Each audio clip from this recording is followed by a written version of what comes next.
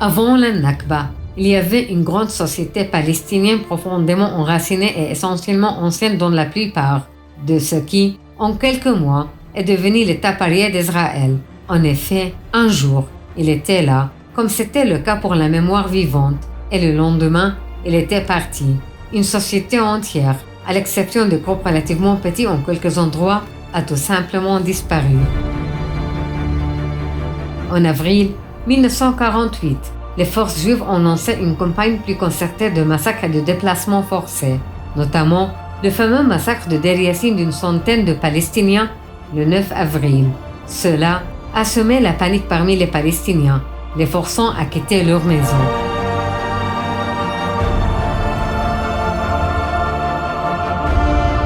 Yitzhak Rabin, alors un jeune commandant juif, écrira plus tard dans ses mémoires comment David Ben-Gurion lui avait ordonné, littéralement d'un geste de la main, de chasser les 5000 civils des villes de Lyd et Ramleh le 10 et 11 juin.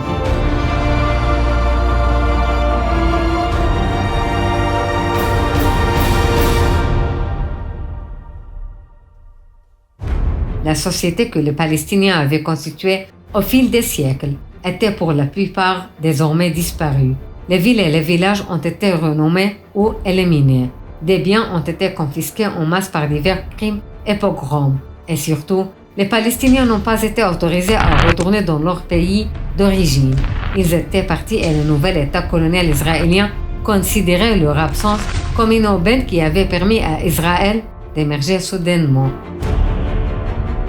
En bref, c'est la Nakba palestinienne, l'effondrement et la disparition d'une société entière qui n'était pas préparée politiquement, militairement et culturellement à la collision avec le sionisme, le colonialisme et la guerre. Mais la Nakba a défini et continue de définir l'identité nationale palestinienne.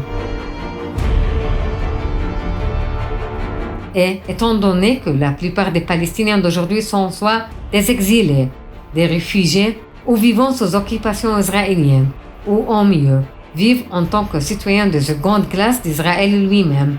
Le centre d'identité collectif, sociaux, politiques et historiques sont presque entièrement basés sur l'expérience bouleversante de la Nakba.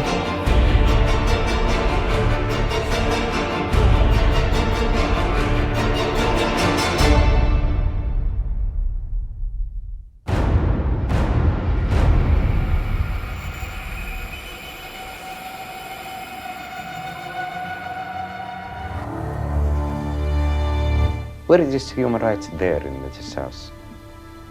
Did you see the picture there?